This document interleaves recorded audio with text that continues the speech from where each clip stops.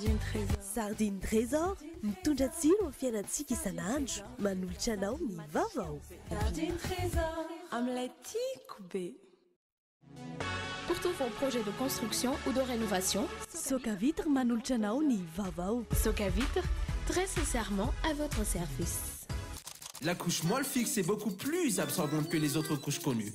Couche molle fixe manolotra anao ny fampalalam-baovao.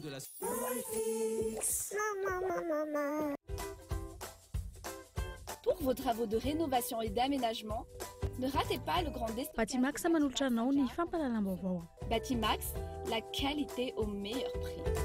En plus, la visite est gratuite. La 4G Patelma vous présente Ny vaovao.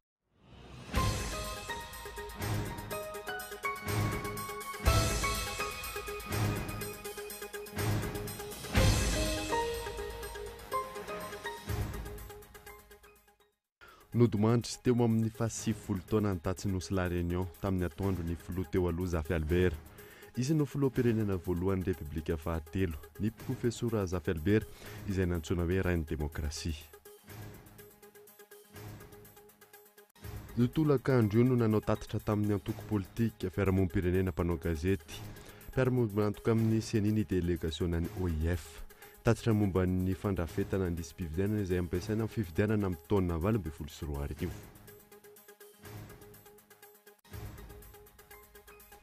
Ny amin'ny tombo avo roa ny isan'ny fari-piadidin'ny mpampianarana tsy mianatra manerana ny nosy amin'ny herinandro ambony araka ny lisitra navoakan'ny ministry ny fanabeazam-pirenena.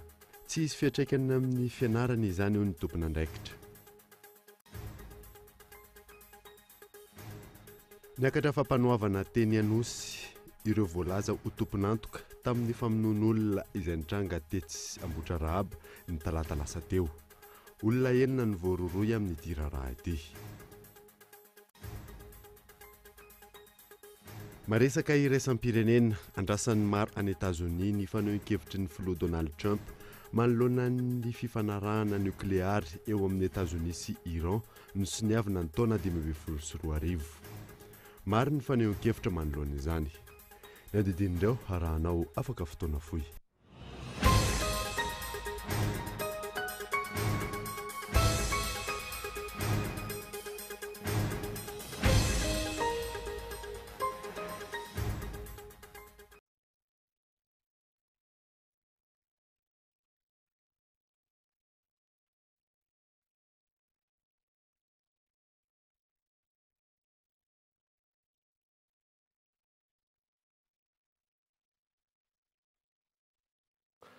Finaritra tompo kilasy tompoko vavy manasanao ary anaraka ny fampalalama vaovao TV hatramin'ny farany anobotsika ny vaovao dia nodimandry teo amin'ny fahasivifolo taona ny Tatsinosy La Réunion tamin'ny atoandro ny filoha teo aloha Zafy Albert. Izy no filoham-pirenena voalohany Repoblika fahatelo, ny profesora Zafy Albert izay nantsoina hoe Reine Démocratie. Andrarso. Nodimandry atoandro io teo amin'ny fahasivifolo taona ny filoha Zafy Albert. Rehefa nahiditra hôpitaly tao amin'ny hôpitaly poliklinika lafo tamin'ny alarobia lasa teo ny filoha Zafy Albert dia nalefa tsaboana aingana Tatsinosy La Réunion omaly dia izao nodimandry izao. Teraka tamin'ny voalohan'ny volana May taona 1790 tany Betsaika Antsiranana ny filoha Zafy Albert, manambady an'i Zafy Terezy ary mananjanaka 3 mianadahy.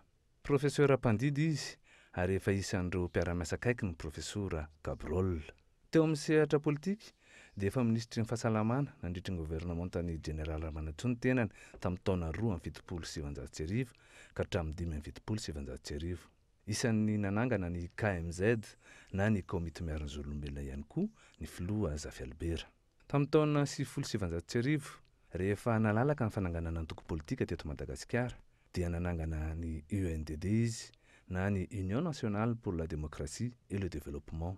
Laha no filoham-pirenena voalohany Repoblika fahatelo tamin'ny taona 3.790 rehefa filohan'ny fahefana avy ny fanjakana na haute autorité de l'État tao aorian'ny fanarahan'ny-panorama tamin'ny faha 13 oktobra taona 1790. Ny filoha Zafy Albert no nantsoiny malagasy hoe Reine Démocratie. Izay eto amin'ny Cool TV FM dia mirary finoanana feno ho an'ny vady aman-janaka ny filoha Zafy Albert ary mirary finoanana feno ihany koa ho amin'ny fianakaviana manontolo sy ny vahoaka malagasy. Anterina kosa fa ny ekipany Cool TV FM dia mirary fiononana feno ny fianakaviana sy ireo manodidina azy rehetra. Manoloana n'izay fahalasan'ny filoha teo aloha Profesora Zafy Albert izay dia nanome teny fampiononana ho an'ny fianakaviana sy ny antoko politikany ary ny vahoaka malagasy ihany koa ny filoha nasionaly ny antoko malagasy miara-miainga izay mivaky toy izao. Noho ny namoizan'ny firenena malagasy ny filohan'ny teo aloha Profesora Albert Zafy izao ajo andehanana Arivelo dia maneho etoana amin'ny anaran'ny mpikambana rehetra ao amin'ny malagasy miara-miainga sy amin'ny anarako manokana ny fiaraha-miory amin'ny fianakaviana amin'ny antoko politika ny UNDD ary amin'ny vahoaka malagasy. Verolomanga sy tena ray aman-dreny ny firenena malagasy ankehitriny. Mandriam-piadanana Profesora Zafy, masoandro mody andrefa-tanàna. Antananarivo, 17 ny volana Oktobra 2024. Totosa tamin'ity androany ity ny fandevenana nofo mangatsika ny Rabe Arso Fitson na Fidy Rabe, teknisianina pakasary sy mpanatotosa fandaharana teto amin'ny Cool TV FM izy fony fahavelony. Noentina tao amin'ny fiangonana FJKM Antanety fitahina.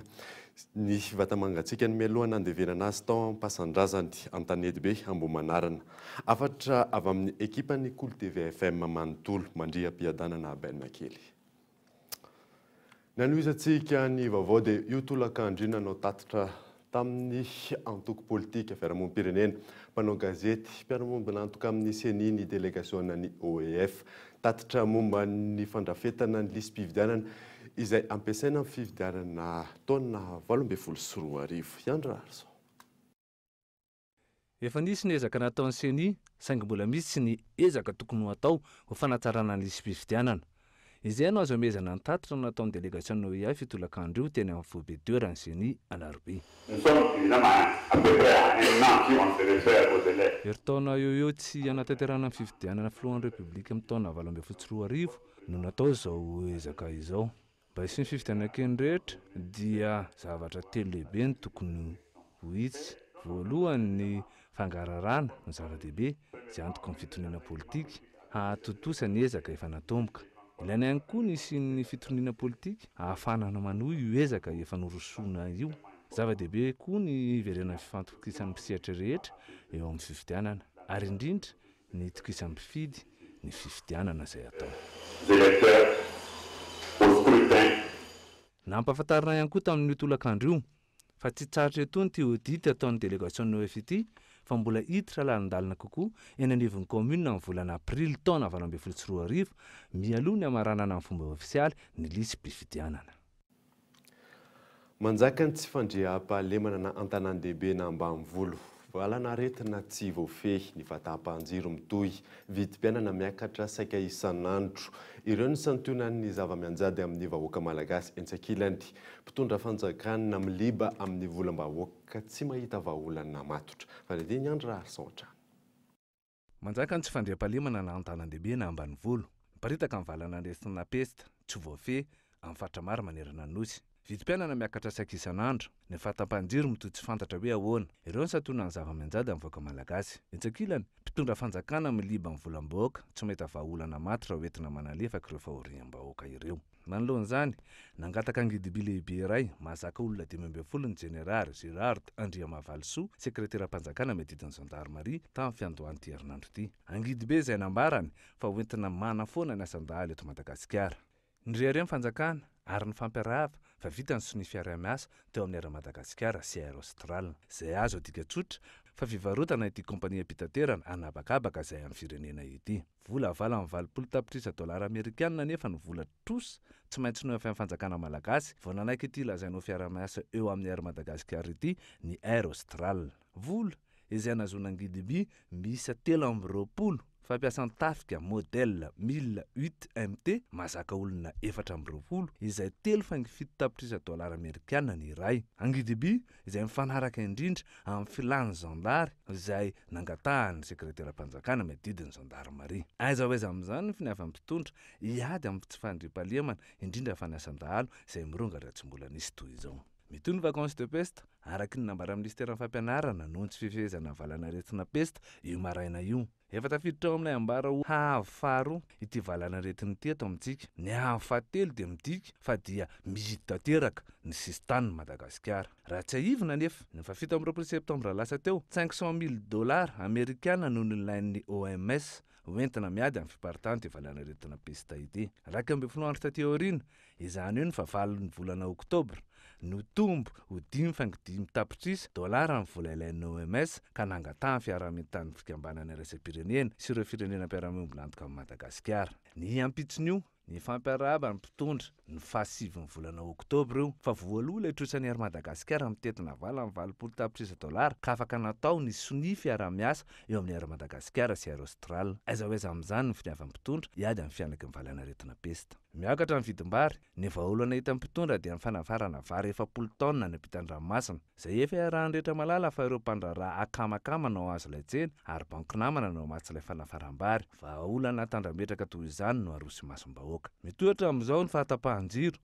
amin'ny faritra maro-manerana ny nosy. Tsy ho resahany intsony ilay 3 volana monja dia ho foana io delestage io. Ankehitriny indray lazaina fa fantiantoka hatrany ny ainan'ny jirama. Itsakilana anefa dia tonga eto amintsika avokoa ireo kompania vahiny eo amin'ny sehatra ny famokarana herinaratra mampiasa amin'ny volana. Sehatra pitra fantiantoka ho azy ireo ve dia hidirany. Raha fintinina tsy amianao amin'ny mpitondra ny tady vahaolana na analevaka amin'ny fahoriam-bahoaka. Ny filibana ireo tombotsoa manokana avy amin'ny volam-bahoaka sy ny fivoahana matetika ny ivelany no andanian'ny mpitondra ny fotoana raha ny fandiniam-panara-baovao azy. Satria tao anatin'izay fataon'izay dia efa 520 no nivoaka ny firenena ny filoham-pirenena. Izany hoe eo amin'ny 9 mahery isan-taona eo. Tsy ho tany saina ny fifampikambana eo amin'ny gouvernemanta any ivelany. Inona ny tombotsoa mivaingana vokatr'izany ho amin'ny vahoaka malagasy manoloana ireo fahoriana ny tany saina teo ireo. Laza ohatsy na ray subvention arak'izay nambarany Premier Ministre ny fiadidiny tanàna Antananarivo renivohitra ary mitaky ny taratasy namoana izany vola izany amin'ny tompona ndraiky mpanjakana amin'ny toy ny faniliana amin'ny fotoanana fako eto andrenivohitra. Fezora Faly. Namaly ny filazan'ny Premier Ministre ny alakamisy 5 Oktobra tao Anosy fa efa nahazo subvention avokoa ny commune rehetra eto Madagasikara ny teo anivon'ny commune Antananarivo renivohitra nandritra ny fivoriana tsy ara-potoana izay nitanterahan'ny mpiara-miasa tamin'ny ben'ny tanàna ny 10 Oktobra lasa teo. Nilaza ho tsy mbola naharay subvention arak'izany ny commune ary mitaky ny proof namoana io vola io tao amin'ny kitapom-bola mpanjakana. Ny commune urbaine Antananarivo dia milaza fa tsy naharay fanampiana na subvention mihitsy na tamin'ny 2015 na tamin'ny 2016 hatramin'ny nahatongavany Ramatoa Laura Valmanina ben'ny tanàna teto Antananarivo. Nantaninay ny tompona andraikitra ny directeur financier atao amin'ny fitantanana ny premier adjoint sy ny deuxième adjoint dia nanamafy daholo ireo atena tsy nisy mihitsy zany subvention zany entina manampy ny commune urbaine Antananarivo. Raha ohatra nisy tokoa zany subvention zany dia avoy ny proof milaza fa nisy tokoa ny mandatement nanaovana zany na raha ny ordre de virement mikasika an'izany fa ny commune urbaine Antananarivo hatramin'izao araka ny proof naseho anay seho am-pelantananay dia manamafy fa tsy nisy zany subvention avy amin'ny fanjakana zany. Ankilan'izay mitohy ihany koa ny fifanilian'ny Samva sy ny commune Antananarivo renivohitra mikasika ny fitaomana fako miangona eto andrenivohitra. Tsy ampy ny isan'ny dabapako, tsy hita ny asiana ireo fako izay mahatratra 530 taonina isan'andro eto andrenivohitra hoy izy ireo. Tena tsy maharaka ny bac à ordure anangonana an'ireo fako ireo isaky ny arrondissement tsirairay avy any amin'ireo quartier rehetra eto Antananarivo raha izay fa faharoa koa dia ny camion mpanala an'ireny fako ireny dia tsy maharaka ny fanalana zany fako zany. Hatreto kosa dia tsy andainga ny commune urbaine fa tsy anjarany zany kanefa mitady zay vahaolana anampiana any Samva zany amin'izay lafin'izay ka io kosa nefa dia everiko fa eo ny tokony hipetraka tsara ny fiaraha-miasa amin'ny rehetrarehetra amin'ny kitsipo. Tsy entina amin'ny lafin'ny politika izy tia na anatsarana olona na anaratsiana olona. Raha ny zava-misy tara avokoa ny fandraisana andraikitra sy ny fanadiovana na izany amin'ny fitondram-panjakana na ny amin'ny fiadidinan'ny tanàna manoloana ny fianaky ny valana retina pesta izay efa nahafaty olona mahery ny 770. Na ny resaky ny Samva na ny subvention miariary ny tsy fifankazahoana ny fifangaroan'ny fitantanana sy ny fanaovana politika eo amin'ny fiadidinan'ny commune Antananarivo renivohitra sy ny fitondram-panjakana Foibe. Mampametra-panontaniana ihany koa ny lalana lehan'ny subvention 12 tapitrisa ariary isaky ny commune izay mivoaka amin'ny kitapom-bola mpanjakana raha toka milaza ho tsinara izany izy ireo. Commune renivohitra maro eto Madagasikara ihany koa hatreto no efa nilaza ho tsinara izany sady tsy mitsinjara araky ny tokony ho izy. Manandanja eo amin'ny tantarany Madagasikara ny datiny 14 Oktobra 2027 daty izay isany nanamarika ny fahaleovantenan'ny Madagasikara. Mangina hatrany anefa amin'ny ankapobeny ny fankalazana izany. Tokony hisy ny adihevitra nasionaly ho ny PSD na ny Parti Social-Démocrate. Mioramanitra. Manamarika ny daty nazon'ny Madagasikara ny fahaleovantena ny 14 Oktobra taona 2027 araka ny tantara. Maro anefa ny olom-pirenena no tsy mahafantatra izany tantara izany. Dingana faharoa, taoriany nahazahoana ny fahaleovantena ny daty ny 24 Jona raha ny tantara trany. Eo ihany koa ny nametrahana ny filohan'ny malagasy. Io daty io anefa no ankalazaina isa-taona ho fanamarihana izay fahaleovantena izay. Fifanankalozan-kevitra nasionaly mikasika indrindra ny fanomezan-danja ny daty ny 14 Oktobra no takiana avy eo anivon'ny antoko PSD androany. Tianay zany mba ho hisy ny débat national mikasika anazy io. Ny antony io 14 Oktobra io no tena daty nahazahoan'ny malagasy fahaleovantena. Nefa dia hodina fanina, hodina tsinitsinyavina, atao ohatrany tsy misy. Noho ny antony maro samihafa ara-politika izay antony azoko lazaina fa tsy dia mitombona loatra, nefa nanova fiarahamonina iray manontolo. Ny 26 Juin no lazaina fa fetim-pirenena, nefa ny 26 Juin dia mbola dingana faharoa taorian'ny sonia nazahoantsika ny fahaleovantena. Rehefa hazo ny fahaleovantena dia tsy maintsy misy dingana nazahoana ny raha anatiny, izany hoe ny administration malgache izay teo am-pelatana ny vazaha. Ankoatra ny fanomezan-danja ny daty ny 14 Oktobra, nanamafy ihany koa ny avy eo anivon'ny antoko PSD fa lasa kajikajy politika fotsiny ny fikasana ny fitondram-panjakana hikitika ny lalam-panorenana amin'izao vanim-potoana izao. Ny fanovana lalam-panorenana atongavana amin'ny repoblika anankiray azo atao zany. Fa ny aty amintsika saika hoe kajikajy politika foana dia very tantarantsika, very soatoavina, very valeur, satria misy valeur be da be, misy soatoavina be da be io resaka repoblika io dia tsy zany intsony ny ampianarina fa lasa nivadika zavatra hafa izay betsaka ny zavatra mety tsy nieritreretina ahasoan'ny firenena. Ho an'ny antoko PSD, ny fijerena ny tombontsoa an'ny vahoaka ny tokony ho lara-pahamehana amin'ny mpitondra ny fandimby.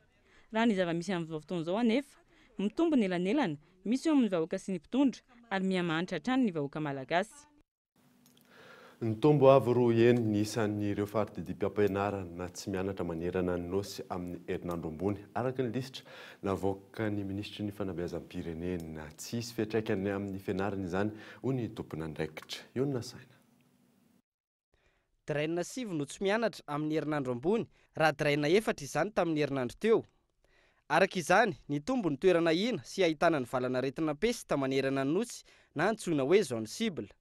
Raha ho an'ny diraina Analamanga, tsy mianatra ny Cisco an'Antananarivo renivohitra, ny Antananarivo avaradrano sy Atsimon-drano, ny Cisco Ambohidratrimo, ny any Manjakandriana, Anjorobe ary Andramasina. Ny ao amin'ny diraina Atsinanana, tsy mianatra ny mpianatra rehetra ao Toamasina voaloha sy faharoa amin'io herinandro io. Ny diraina Nalanjorofo, ny Cisco Fenerive-Est, ny diraina Boeny, ny ao amin'ny Cisco Mahajanga voalohany. Ny ao amin'ny diraina Itasy kosa indray, tsy mianatra ny mpianatra rehetra ao amin'ny Cisco Arivonimamo, Miarinarivo ary Soavinandriana. Ny diraina Haute-Matsiatra, tsy mianatra ny mpianatra ao amin'ny Cisco Lalangina, Fianaratsoa, Vohibato ary Ambalavao. Ny diraina Moronmani, tsy mianatra ny mpianatra ao amin'ny Cisco Fandriana. Ny diraina Vakinakaratra, ny ao Antanifotsy sy Betafo, ny any Bongolava, tsy mianatra ihany koa ny mpianatra ao amin'ny Cisco Tsoronomandidy. Tsy misy fiantraikany amin'ny fampianarana sy ny fanadina-panjakana izany, hoy ny tale jeneraly ny fanabeazana fototra. Fa raha ohatra sanatry ka mbola mitoy amin'ny oktobra manontolo ity ary izany dia tsisy fiantraikany amin'ny calendrier scolaire.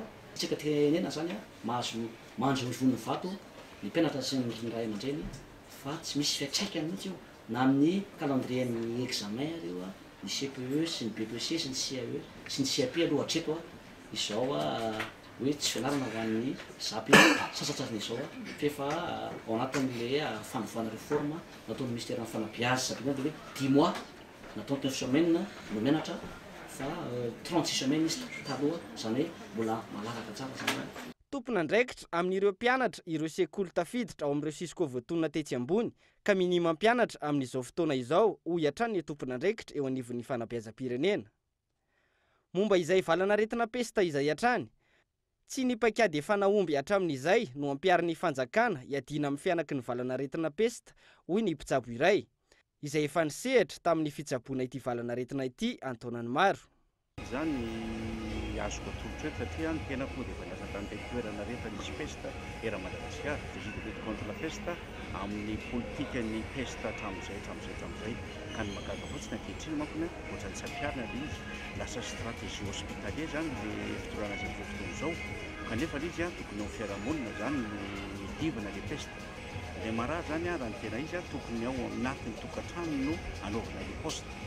Ny paikady tena tsara indrindra dia fantatry ny médecin inspecteur rehetra dia hoe raha vao misy marary iny ao toerana anankiray dia miasa communautaire mampandre aingana ny tolom-pahasalamana izay akaiky indrindra dia ilay tolom-pahasalamana no maniraka olona miaraka amin'ny fitaovana mankany amin'ny tokantrano. Fisoroana ny fiparian'ny valanaretina pesta no antony nampiarana izany paikady izany hatramin'izay raha ny fanazavana hatrany. Tsy atahorana izay fipariahana izay raha toka ny mpitsabo ny tonga manatona ny marary ao an-tokantranony.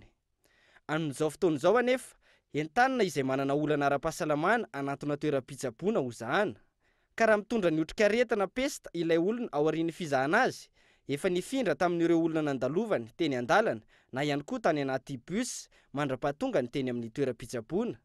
Ny fahadisoan'ny paikady noraisin'ny ministeran'ny fahasalamana araka izany no mampiparika ny valanaretina pesta amin'ny faritra maro manerana ny nosy amin'izao fotoana izao. Nampiakatra ihany koa ny avon'ity aretina ity ho lasa niveau 2.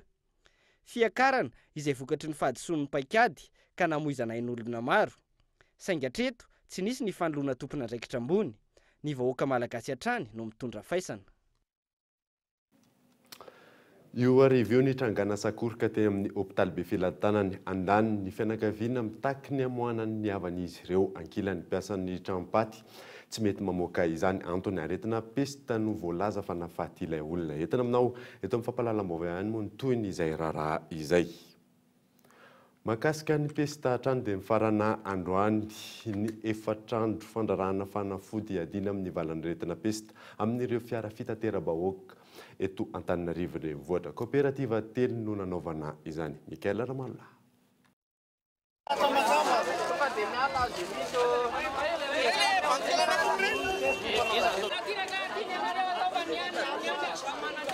Ora roa aty aorian'ny fotoanan'ny fanomezana vao tonga ireo tompona andraikitra mandraraka ireo fanafody hiadina amin'ny valanaretina pesta amin'ny fiara fitateram-bahoaka. Tsara ny hetsika saingy misy ny fotoana very raha ny fanazavan'ireo mpitatitra.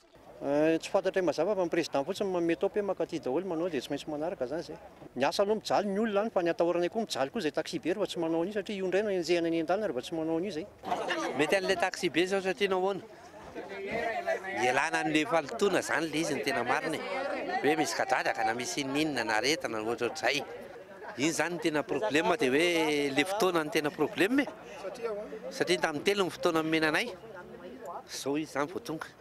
Izy zany raha le fandrakana zany normal aina mandray andraikitra le fandrakana nefa izy misy retard be ihany le izy satria le fotoana fanarana zany amin'ny telo dia lasa misy décalage be le izy anatina karama zany satria amin'ny dimy tokony efa misy tour efa vitanay zany.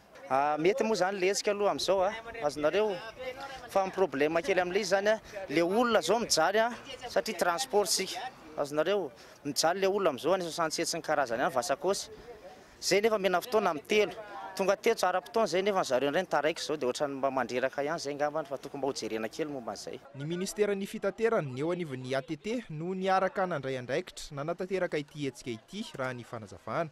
Ny anton'ilay izy zany dia asiana anaparitana fanafody amin'ny fiara rehetra. Izy io akory tsy hoe DDT fa fanafody mihitsy andringanana an'ilay pesta. Dia ty hetsika ity zany dia natao miara-miasa miaraka amin'ny transporteur rehetra, coopérative rehetra eran'ny Antananarivo ary ny ministère du transport. Kooperativa telo no nanatanterahana ny fandrarahana fanafody teto amin'ny parkina kianjan'ny Maki. Nasiana marika famantarana ireo fiara izay avy nandrarahana fanafody. Na eo aza nefa ny hetsika toy izao dia tokony samy omailiny rehetra mba tsy hiparitahan'ny aretina. antenana ihany koa fa itony hetsika fa tsy natao hatraitra fotsiny ihany amin'izao fotoana mampirongatra ny valinaretina pesta izao.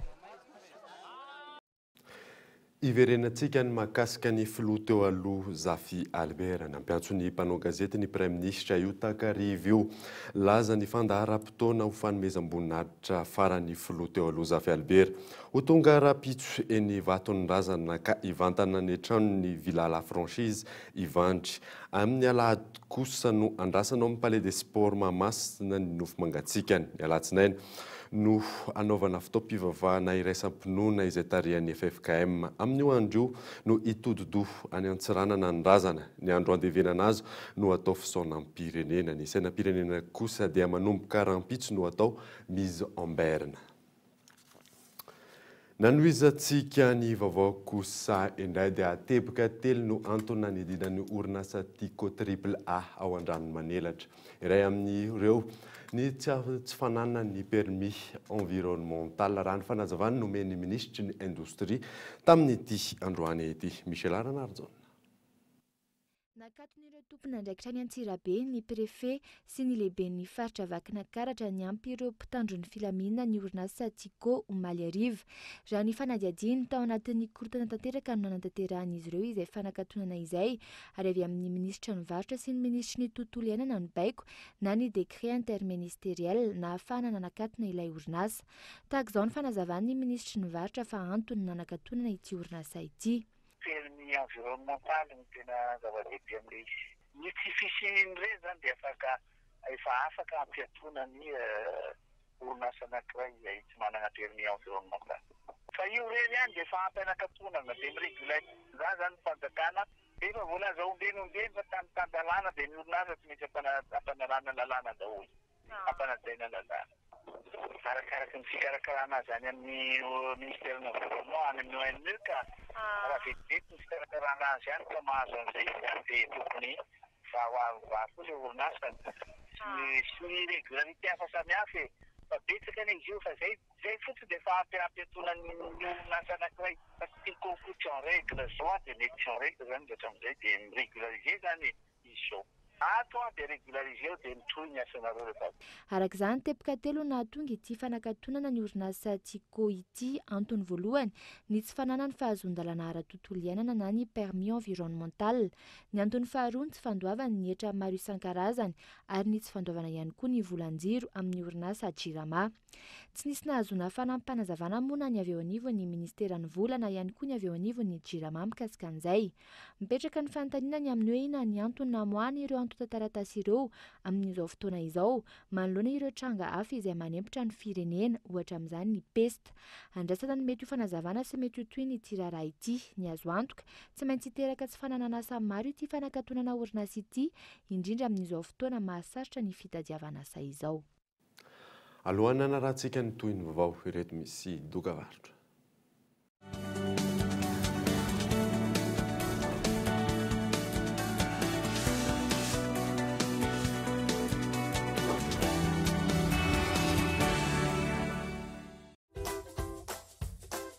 Pour vos travaux de rénovation et d'aménagement, ne ratez pas le grand déstockage de Batimax Saint-Jard pendant tout ce mois. Des produits de qualité à prix réduit. Batimax, vous trouverez tout. Peinture, carrelage, sanitaire, quincaillerie et plus encore. Batimax, la qualité au meilleur prix. En plus, la visite est gratuite. Une dose de chaleur et attendre le temps qu'il faut pour cueillir le goût. Chez Le Sieur, nous récoltons votre confiance en allant chercher le meilleur des œufs frais chez eux. Avant de les confier à des mains expertes. Chez nous. Et vous donner le meilleur de la mayonnaise. Chez vous.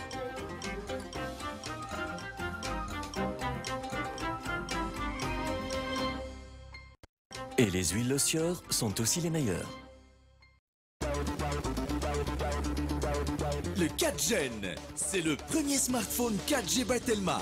l'unique réseau 4G de Madagascar. Avec son écran 5 pouces, capture tes moments forts en photo 8 mégapixels et en vidéo HD. Tes selfies seront sublimés avec ses 2 mégapixels et encore plus fun avec la reconnaissance faciale.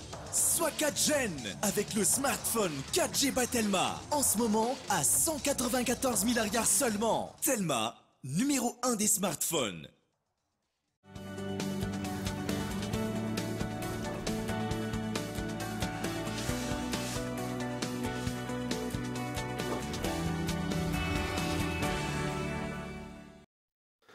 Veneto amin'ny fampalalam-baovao isika nisy ny fifandonana teo amin'ny sany mpianatry ny université tany Mahajanga omaly maraina. Dimy no naratra vokatry io fifandonana io. Mitohy hatramin'ny tolakandro izany rehefa niazo ny université Anamondona ireo laza fa zanaky Mahajanga. Fanampanahavana. Mitohy hatrany ny korotana ety anivon'ny université ny Mahajanga amin'izao fotoana izao. Hatramin'io hariva io dia mbola nisy hatramin'ny fahamaizan'ny bloc numéro 16 ao anatin'ny campus universitaire. Simba sy potipotika avokoa ny ankamaroan'ny entan'ireo mpianatra. Nandeha nisy aza ny fifampiresahana teo amin'ny minisitra Rotonta sy ireo mpianatra teny anivon'ny université niaraka tamin'ny préfet-ny Mahajanga ary ireo sojabe avy amin'ny faritra maro izay miahy ireo mpianatra mianatra anivon'ny université ny Mahajanga dia mbola tsy nanakana ny korontana tsy hitohy izany. Mpianatra telo araka izany no tsy maintsy nosamborona. Ankoatra izay, namoaka lalàna ihany koa ny filohan'ny université eto Mahajanga fa miala eny anivon'ny campus universitaire eny Ambondrona avokoa aloha izao ireo mpianatra rehetra mandra-pia amin'ny toetra rà. Nanamafy moa ny filohan'ny université fa tsy hisy ny taona fotsy araka ny fanahin'ny mpianatra sasany. Lorette Berton avy aty Mahajanga ho an'ny Koly TV FM.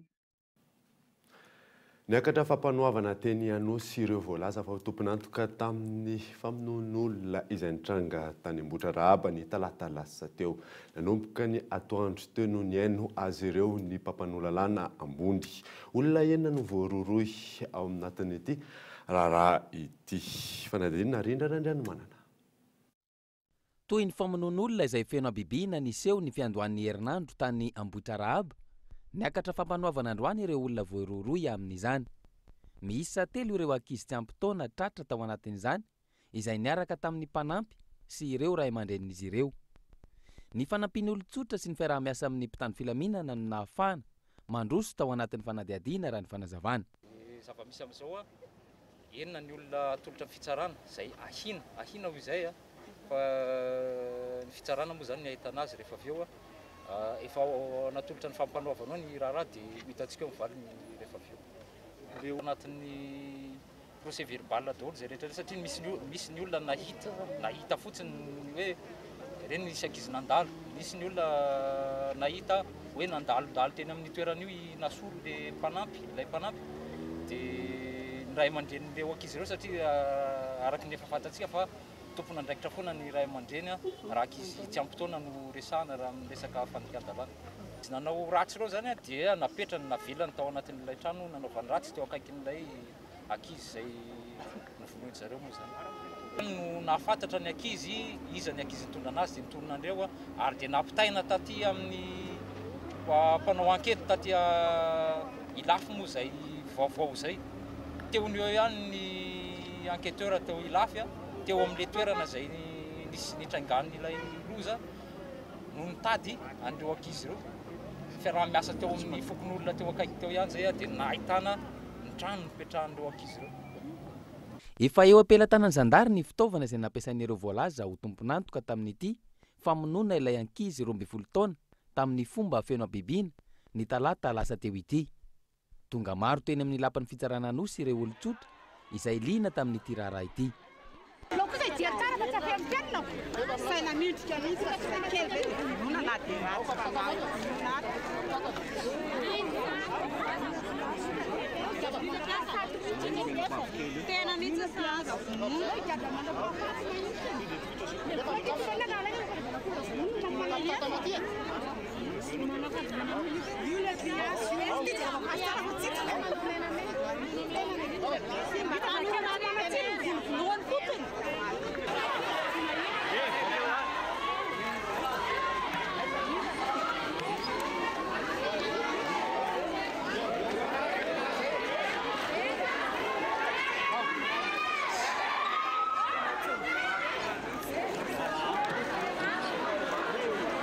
efa tafaverina amin'ny tompony ny vola izay lasan'ireo mpanao asa ratsy tao anatin'izany.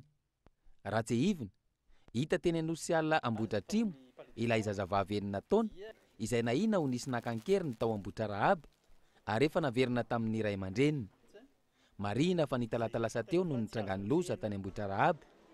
Andrasana ihany koa ny fivoaran'ity atoedra raha ity amin'izao fotoana. Lafim-baovao hafa tanteraka kosa izay indray dia nitolorana androany loka ho an'ireo telo tsara vita nanandray anjara tamin'ny fisarihana nandritry ny salon de l'auto 724 izay nahazo fiara tsy mataho-dalana moto ary finday avolenta lalao izay niarahany Telma niaraka tamin'ny groupement des concessionnaires automobiles de Madagascar. Arahoara ny fanadidina. Rakotondrina Virginie, izy no tompon'ny laharana voasarika ka nahazo ilay loka voalohany tamin'ny lalao fisarihana nandritra ny salon de l'auto 724 farany teo. Tany ampamitana iraka no nandraisan'ny anjara tao anatin'ny lalao raha ny fanazavana. Fiara sivy avy amin'ny vondrona mpandrara fiara eto amintsika na ny GECAM no nifatenana iraika ny Renault Duster mitentina 10 tapitrisa ariary no nosafidiny.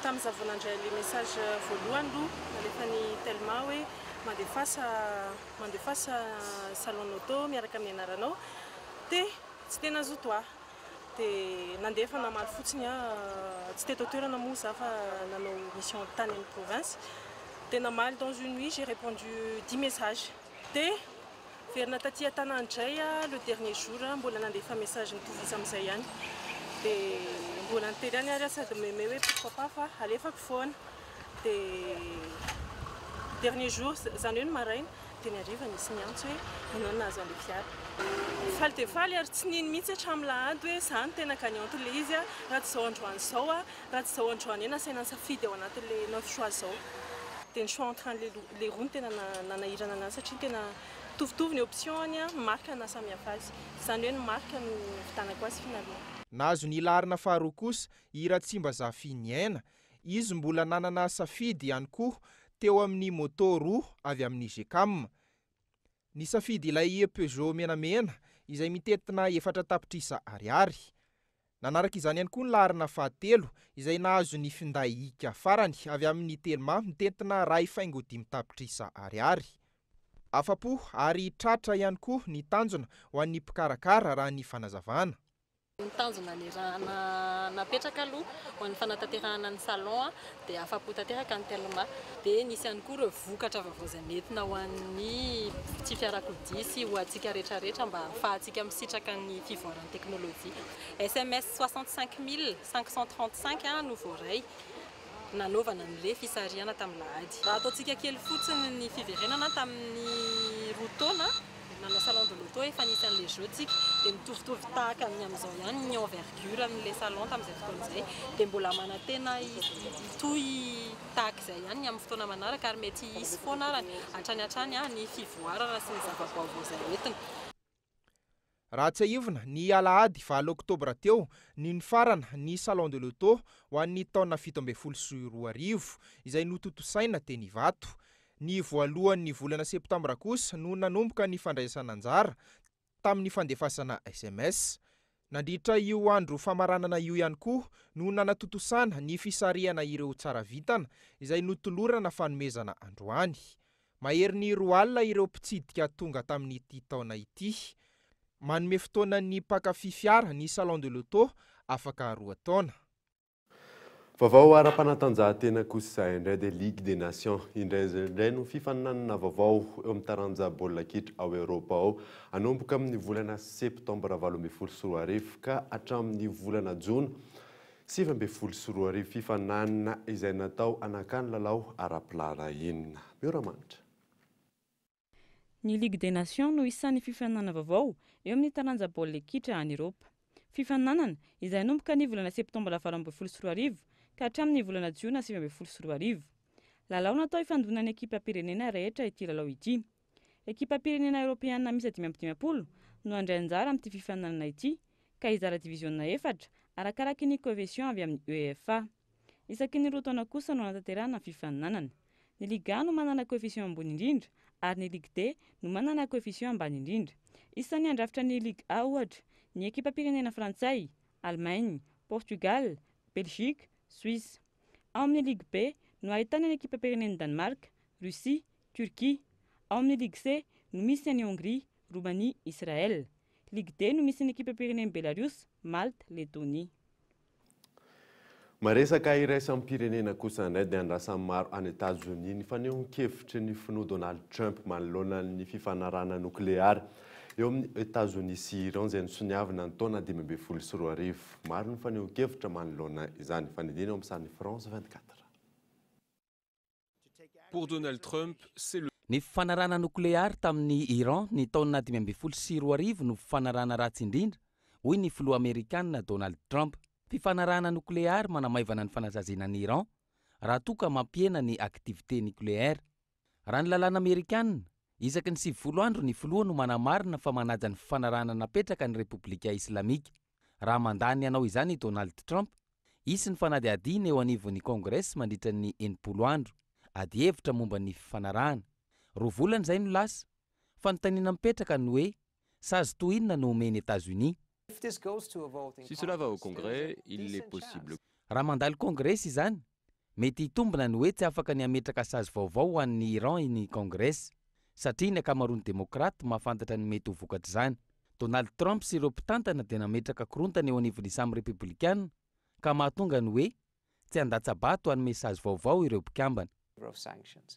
Si le Congrès rétablit des mesures punitives, raha mametraka fepetra fanasaziana ny Congrès, mifarana hatreo ny fandraisan'ny États-Unis anjara amin'ny fifanarahana amin'ny Iran. Raha misitaka i Washington, anahoana ny fandraisana ireo firenena hafa nanao soni, tahaka ny Allemagne, Chine, Frantsa, Russie sy Royaume-Uni. Raha ny hita dia tsy te hiala amin'izany ireo firenena ireo. Andaniny, manamafy Téhéran fa tsy mihemitra intsony ny fifanarahana efa vita. Téhéran affirme que l'accord n'est pas renégociable. Alohan'ny sarana daviana anao ireo vaovao songadina tamin'ity alina ity. Nodimandry teo amin'ny fahasivifolo taona ny tatsinosy La Réunion tamin'ny atoandron'ny filoha teo aloha Zafy Albert, izy ny filoham-pirenena voalohany Repoblika fahatelo. Nitomby avy roa eny ny isan'ny fari-pampianarana tsy mianatra manerana ny nosy amin'ny herinandro ambony araka ny lisitra navoakan'ny ministry ny fanabeazam-pirenena. Tsisy fiantraikany amin'ny fianarana izany hoy ny tompon'andraikitra. Niakatra fampanoavana tetsy Anosy ireo voalaza ho tompon'antoka tamin'ny famonoan'olona izay nitranga tetsy Ambotra Rahaba ny talata lasa teo. Olona enina no voaroroy ao anatin'ity raharaha ity. Ty izay mamarina ny vaovao tamin'ity alina ity. Ankasitrany ianao nanaraka izany. Soava tsara daholo tompoko.